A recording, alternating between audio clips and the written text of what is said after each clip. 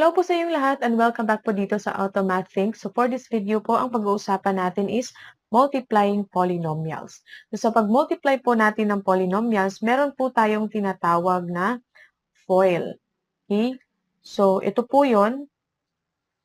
Yan siya, FOIL. Meaning, F stands for first. Itong blue, first term times the first term. So A times C. Next is the outer, meaning A times D. Next is the inners, itong brown, B times C, at saka lastly, itong last, meaning C, B, and D. So, yun po yung pattern kung paano po tayo mag-multiply ng polynomials. So, let's solve these practice problems. We have here 6V times the quantity 2V plus 3. So, ang pag-solve po nito, very simple. Itong 6V, i-distribute mo lang siya sa mga nasa parenthesis. So, 6V times 2V plus, kasi plus po yung nandyan, 6V times 3. Okay, so 6V times 2V, apply the properties of exponents, magiging 12V squared.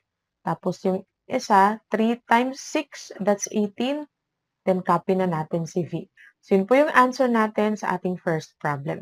We have your second problem, negative 4 times the quantity V plus 1. So, i-distribute pa rin po natin si negative 4. So, negative 4 times V plus, okay, negative 4 times 1. So, that's negative 4V plus, okay, negative 4. Okay?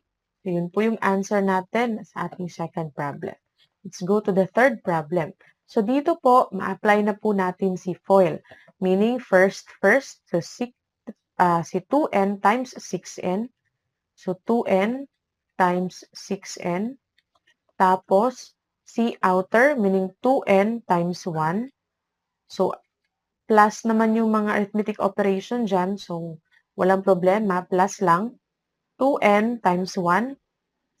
Next is yung inner. So, meaning si 2 times 6n.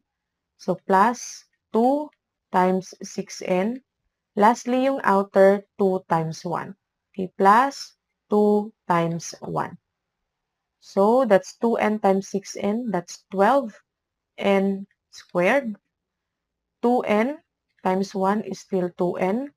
Tapos ito, 2 times 6n is 12n. Tapos 2 times 1 is 2. And then, let's combine 2n and 12n. So, copy 12n squared. 2n plus 12n is 14n plus 2. So, yan na po yung answer natin sa ating third problem. Let's go to our third problem. We have, again, first to first. So, 6 times 6x.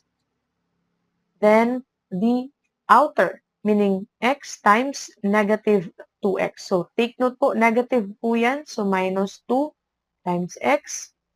Next is the inner, negative 3x times si 6x. So, negative po yan kasi minus po ang ating arithmetic operation.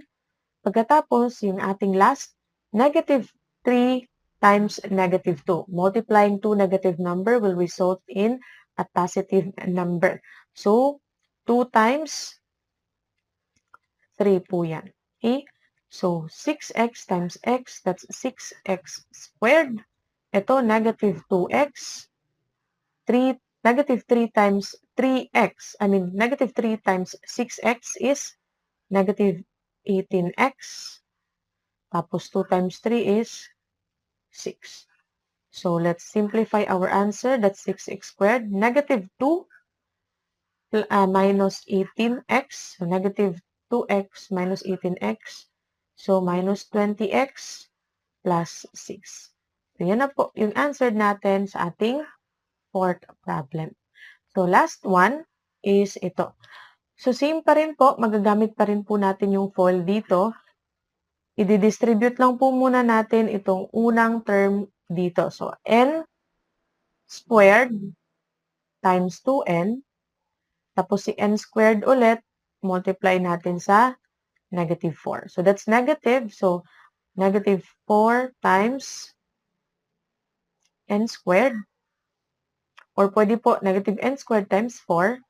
So pagkatapos noon si 6n naman, multiply po natin yan.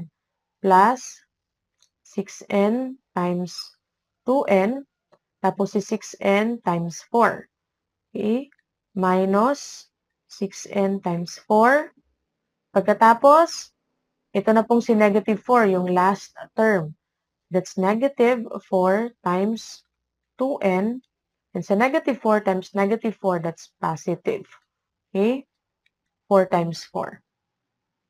So, distribute na natin siya. That's 2n cubed minus 4n squared. Okay? Plus 12n. And then, 12n squared, kasi n pala yan, n plus n was n squared. Then, minus 24n. Tapos ito, minus negative 4 times 2, that's negative 8. Tapos copy lang natin si n. Tapos 4 times 4, that's positive 16. So, let's simplify. Wala pong kaparehas si n cubed. So, copy lang natin n cubed. Meron kaparehas si squared, n squared. So, negative 4 plus 12, that's positive 8. Okay? Tapos, copy lang po natin si n squared. So, negative 24n. So, negative 24 minus 8, that's negative 32. Tapos, copy lang natin si n. Tapos, copy lang natin si plus 16. So, yun po yung answer natin sa ating last example. So, ganun lang po pag-multiply ng polynomials. If meron po kayong questions and meron po kayong gustong ipasolve, kindly put your problem on the comment section para po masolve po natin. So I hope meron pa kayong natutunan in this video and see you po on my next video.